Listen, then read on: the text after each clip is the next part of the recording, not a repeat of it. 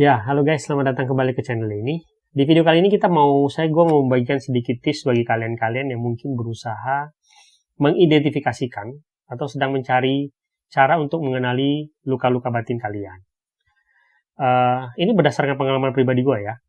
Jadi gini guys ya, banyak dari kita tuh kan mungkin merasa bahwa ada yang nggak beres nih di hidup gue, ya di hidup gue. Dan kita berusaha mencari tahu, apakah saya punya luka batin nggak sih? Apakah saya punya sesuatu di masa lalu yang mempengaruhi hidup saya sekarang? Gitu ya. Dan kita berusaha mengidentifikasi luka batin kita.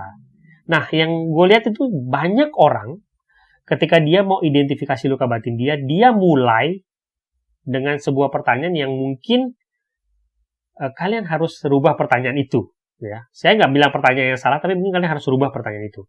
Jadi gini, banyak orang yang memulai dengan pertanyaan bagaimana, gitu ya. Jadi mereka bertanya, gitu. Mereka mencari tahu dengan pertanyaan, bagaimana ya cara supaya saya menjadi orang yang tidak pesimis, misalnya begitu. Atau bagaimana ya caranya supaya saya ini tidak takut untuk ketemu sama orang. Bagaimana ya caranya saya ini punya harga diri lebih. Bagaimana ya caranya supaya saya ini tidak merasa kesepian? Nah, pertanyaan-pertanyaan ini bukan berarti salah, gitu ya. Tapi pertanyaan-pertanyaan ini akan membawa kita kepada langkah-langkah penyembuhan, ya. Tips-tips itu, kalian akan mendapatkan tips-tips misalnya, ya untuk percaya diri kalian harus lebih positif, gitu ya, dan bla bla bla bla yang lainnya. Yang jadi masalah menurut gue adalah banyak tips-tips yang mungkin nggak akan nyambung dengan apa yang kalian derita. Karena kalian tidak mencari tahu letak permasalahan luka batin kalian yang sebenarnya. Gitu. Jadi kita tuh hanya melihat ujungnya, kita berusaha menyembuhkan bagaimana apa yang terjadi kepada diri kita tanpa pernah mengetahui apa sebenarnya sih yang terjadi kepada diri kita. So, menurut gue ketika kalian mau identifikasi luka batin kalian, menurut gue daripada kalian menggunakan kata bagaimana, mungkin sebaiknya pertama kali kalian menggunakan pertanyaan mengapa. Ya. Jadi, mengapa saya sangat workaholic? Misalnya begitu. Mengapa saya suka menyalahkan diri saya? Mengapa saya sangat sulit untuk percaya kepada orang lain? Mengapa saya merasa tidak connect dengan kehidupan saya? Mengapa saya sangat minder kalau ketemu orang lain? Atau mengapa saya sangat sulit mengambil keputusan? Ketika kita bertanya mengapa, kita mencari tahu akar permasalahan dari luka-luka batin yang kita punya. Dan itu sangat penting untuk mengidentifikasi apa yang sebenarnya terjadi pada diri kita. Jadi kita ini kan sebenarnya guys, seperti sebuah gunung es. Ya, kekurangan-kekurangan yang kita punya itu kan sebenarnya puncak dari sebuah gunung es. Tapi di bawahnya itu adalah hasil akumulasi dari masa lalu kita. Di bawah itu adalah akar permasalahan yang kita punya. Nah, itu kan sebenarnya yang harusnya kita sembuhkan. Nah, ketika kita bertanya bagaimana, kita berusaha menyembuhkan atasnya, hanya puncaknya. Bawahnya kita nggak berusaha sembuhkan. Atau kita tidak tahu cara sembuhkannya. Tapi ketika kita bertanya mengapa, kita akan mulai mencari tahu, gitu ya. Mengapa saya sulit percaya orang lain? Karena kamu punya inner child wound, misalnya.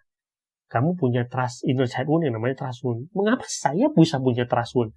Karena dulu masa kecil kamu begini, dan begini. Ya kan? Mengapa saya merasa tidak disconnected dengan hidup saya? Karena kamu punya emotional numbness. Mengapa saya bisa punya emotional numbness? Karena waktu kecil kamu dilarang mengekspresikan emosi dan hal-hal lain gitu. Nah, itu menurut saya pentingnya. Pentingnya kita untuk mengidentifikasi apa yang jadi permasalahan kita. Bukan fokus dulu untuk memperbaiki apa yang terjadi, apa yang menjadi kekurangan kita. Tapi cari tahu dulu akar permasalahannya tuh ada di mana. Karena seringkali tips-tips yang kita dapatkan, itu kadang tidak sejalan dengan akar permasalahan yang kita punya. Gitu. Kalau kalian perhatikan konten saya selama ini, saya selalu berusaha untuk menjelaskan sampai ke akar-akarnya. Saya bicara inner child wound itu misalnya, saya berusaha menjelaskan akar permasalahannya kenapa, apa yang terjadi dulu di masa kecil gitu ya. Dan baru ada akhirnya memberikan tips bagaimana menghadapi emotional numbness. atau inner child wound misalnya, atau trauma gitu ya, atau misalnya mengapa seorang anak golden child itu begini. Saya berusaha menjelaskan akar permasalahannya, karena itu adalah hal terpenting supaya kita bisa mengidentifikasi apa yang terjadi pada diri kita. Ketika kita sudah bisa mengidentifikasi apa yang terjadi pada diri kita bisa mengambil langkah-langkah penyembuhan bagi diri kita dengan lebih jelas gitu. Kita bisa melakukan self healing, penyembuhan kepada diri kita ketika kita bisa menganalisa apa yang terjadi kepada diri kita. Itu.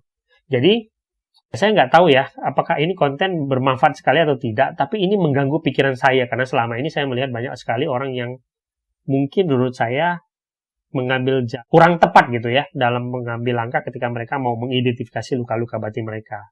Semoga dengan tips ini, ya kalian bisa lebih mengetahui lebih gampang untuk mengidentifikasi apa yang terjadi kepada kalian dan kemudian bisa mengambil langkah-langkah untuk menyembuhkan diri kalian dari luka-luka batin kalian. Sampai jumpa di video